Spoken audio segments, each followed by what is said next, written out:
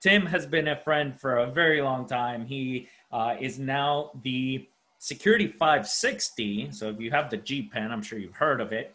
He's now the lead author and maintainer of that, as well as teaches 660 and is just an awesome, awesome person. So thank you so much for being here, Tim. We really appreciate it. And just over to you, because I know you're pushed for time. On our end, we're doing fine. The next talk isn't for 30 minutes, but I know you administer your time as you need it. We are all ears. Gotcha. By the way, thank you for that introduction. I will pay you later for that. That was George is fantastic. You guys don't know how lucky you are to have George. He's or the mythical Jorge though. He's a jerk. We had a long debate about that. That's an inside joke, which no one here gets. Awesome. Way to lead off. Anyway, my name is Tim Medin. I'm going to jump in here. By the way, this is a 20-minute version of a talk. I've got like an hour one we're doing in about a month. So if you want the longer version, that will be available in just a little bit. So redsiege.com/Kerb101. Quick background there. George gave you the intro. I do consulting. I run Red Siege. We do pen testing offense. Lead instructor for 560. Also teach the advanced pen testing course SEC 660. INS faculty. Currently the MS ISE program director, pen tester for a long time. Anyways, get to that boring stuff up front and let's get into to the meat of it. We got to roar through this. I think I looking at my slides, I got 20 minutes and 38 slides. So we're going to do like, click through this thing. So first off, what is Kerberos, right? Kerberos is that, sorry, I'm starting a stopwatch here. Kerberos is the three-headed dog. Wow, I flipped dog into God. A three-headed dog that guards the gates of Hades. It's also the authentication protocol used by Windows and the Windows domain that protects Windows domain. So, same thing. Garden hell in both ways, right? So basics here of Kerberos is we've got the three-headed dog, right? Well, we've got three pieces of our Kerberos. We've got three long-term keys and three sort of pieces here. We've got the KDC. I'm going to use the terms a little bit interchangeably here. This role, the KDC, the Key Distribution Center, runs as it's a role, sort of a logical role inside of our domain controller or our DC. So you might hear me say KDC and DC interchangeably. We also have the client, right? That's me. That's me, or the attacker me, trying to connect to a server somewhere on the network, right? And we also have, of course, we've got that target service, the system that I'm going to be authenticating to. So those are our three pieces. So let's walk through some of the pieces here. Now, an important piece in the Windows domain, there is a single shared secret, a single one. And for any account, that single secret value is the NTLM password hash. Okay, so the whole crux of this thing depends on that. And if it's compromised anywhere sort of in that chain, we're going to have some problems. So let's take a look. Here's the scenario. I am the computer on the left, and I want to talk to systems on the network. So hi, I am Tim.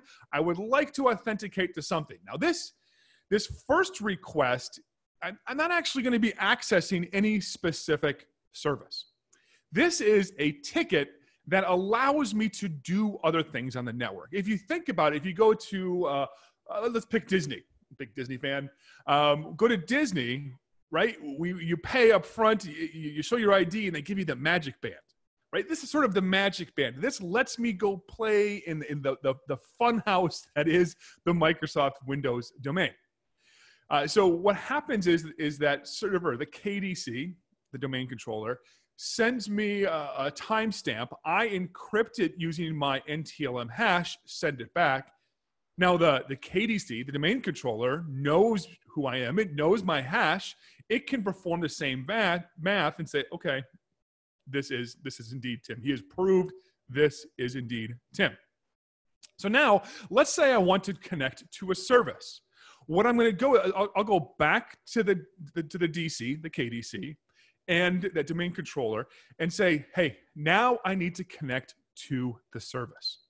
and I'll present my ticket granting ticket, right? That magic band that got me into Disney. I'm going to now use that to get on the ride. So I will send that ticket. The KDC will then send me a response, and that response is my ticket. In fact, there's actually two pieces to that ticket. We'll talk about those two pieces here in just a minute. One of those pieces I'm going to send to the target server. Right? And I'm going to pass it to this target server. Now, I can't read this piece, or I shouldn't be able to read this piece. This piece is going to be encrypted using the password hash of the target service. Okay, so that, I mean, I don't have that. Obviously, the service knows its own password and therefore password hash, so it receives the ticket. It decrypts the ticket, and inside that ticket is my identification. My identification is in that ticket. So what happens then is it looks inside that identification, inside the PAC, the privilege attribute certificate. It looks inside and says, okay, this is Tim. Here's his group IDs, the groups he's a member of, his user ID. And we should just double check. Let's make sure that this PAC hasn't been messed with. It's going to check the signature. Now, the signature, one of the signatures is signed using the password hash of the target service. So that ticket is encrypted using the password hash of the service, and the ticket is the PAC is also signed using the password hash of the target service. There's actually another signature here that is going to be signed by the domain controller. We'll come back to that in a little bit here. Okay, let's talk about those two pieces now of the ticket, right? When I sent in my TGT, my ticket granting ticket, to the domain controller, I got back a ticket. And that ticket had two pieces. One piece I keep, and one piece I sent to the server. And we just saw the piece I sent to the server. Inside that is the is the PAC, which identifies me. You could think of that as my driver's license, right? Here's all the information about Tim. In the half that I keep is information about the ticket. It's got information about the validity period. It also has a session key. There's also a matching session key in the other half. So that way, when I start communicating with that target service, we have encryption keys already established. Okay? Tracking so far? So remember the process here. I request the ticket granting ticket. And then I just sit on that. And now when I want to connect to a server, I'm going to send my ticket granting ticket to the domain controller to get that service ticket. I present the service ticket to the member server. The member server here checks this and then decides whether I have access. Now, an important piece here, the domain controller does not decide if I have access or not. Right? That would be infeasible. Your domain controller would have to be a supercomputer to pull that off. It would have to know every permission on everything. Not feasible. So what it does is it signs the PAC so that when the target gets it, it can decide. Think of it like, going to a bar, right? Now, the state of Texas gives me my ID, but the state of Texas doesn't check my ID at the door. A bouncer might.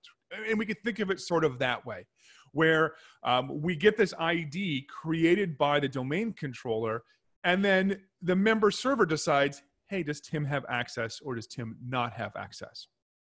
Right? Now, when we encrypt that ticket is going to be encrypted using the password hash for the target service, right? Well, how does the domain controller know the password? Or more accurately, how does it know what account? Right? I'm going to connect to a SQL server, right? The domain has to have a mapping between the SQL server on DB01 and the underlying service account. That's called an SPN, the service principal name. You might hear some people call it a SPIN. That's like for fancy people like Sean. Why am I blanking on Sean? Everybody knows Sean. Super smart Sean. Dang it. Anyway, so We got our SPN here. That's going to have our mapping. Let's take a look at a picture here. So I've got my SPN here for my SQL server. So I'm going to say, hey, domain controller, I'm going to connect, hey, KDC, I am going to connect to the SQL server. It has a mapping and knows that the service account behind that SQL, that SQL service on DB01 is SQL Engine, right? Sorry, I'm tipping off screen here. For example, if I want to connect to the mail server, Cliff, great jokes, right? Connect to Cliff, the mail server, it knows the underlying service account is mail SVC. If I connect to Charlotte, the web server, similarly, it knows HTTP on Charlotte is tied to that service account. So it gets that mapping. It can then grab the correct password hash in order to sign the pack, as well as to encrypt that ticket, right? Makes sense? Makes sense so far? I don't know if there's a chat. I guess there is a chat. It's just off my screen. Sorry. All right. So there are 3 long-term keys here. We've already touched on all 3 of them. Of course, we've got mine, right? That's my long-term key is my password hash, right? That's my long-term key.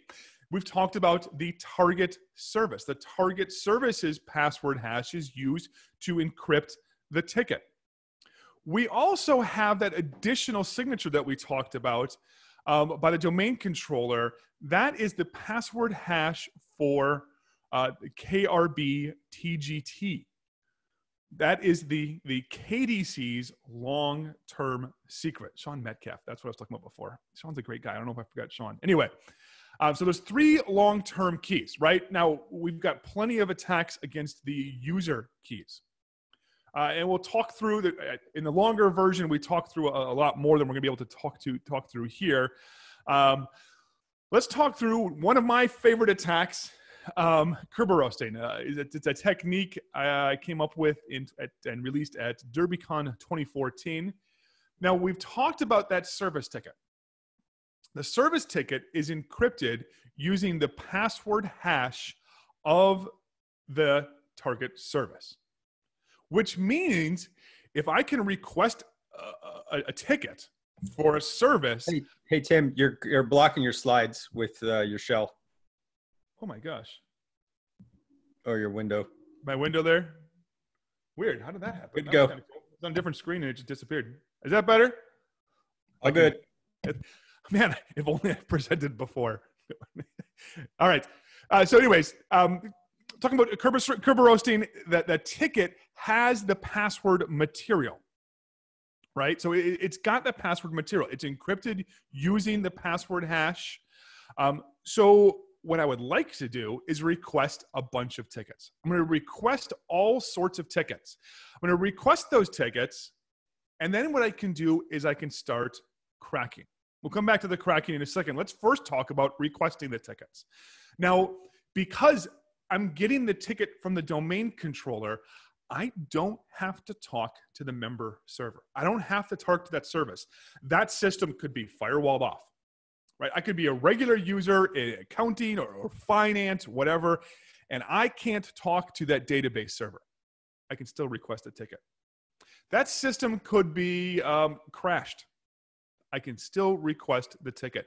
Frankly, that server could be taken out and sent to recycling. As long as that SPN is still there, I can request the ticket. So at no point in time do we need to talk to the member server in any way, shape, or form.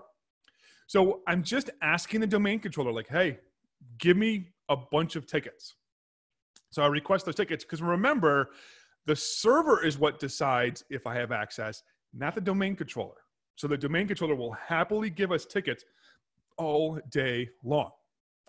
So we can grab these tickets, pull them back. There's all sorts of great ways to grab this information. I initially wrote my own tool to do it and my own cracker. By the way, never write your own cracking tool. It does not go well. I tried to optimize it and make it go faster. It actually made it slower. It was amazing. But there are plenty of tools. There's invoke Mimikatz. There is the get user SPN's Python script. Plenty of tools out here for extracting those tickets. And then we can crack with things like Hashcat or John the Ripper. Okay, now you're probably thinking like, okay, cool, what next? Well, first off, if I have that password now, what I could do is I can start using that password. And we see over and over again, let me take a quick step back here, is many times these accounts, if I can crack them, they give me some pretty elevated permissions. Like if I'm an attacker, whether it's the good guy or the bad guy, I would be super happy to have the password to the database server, right? And if I can grab the ticket for the database server and I can crack it, now I've got the database server. On top of that, we sometimes see that these accounts are super privileged. I have seen plenty of times where we have Kerberoasted, we have extracted the ticket, we have cracked the ticket, and now we have domain admin inside the organization. But even if that ticket, that account is not super privileged, we can still use it with the silver ticket attack.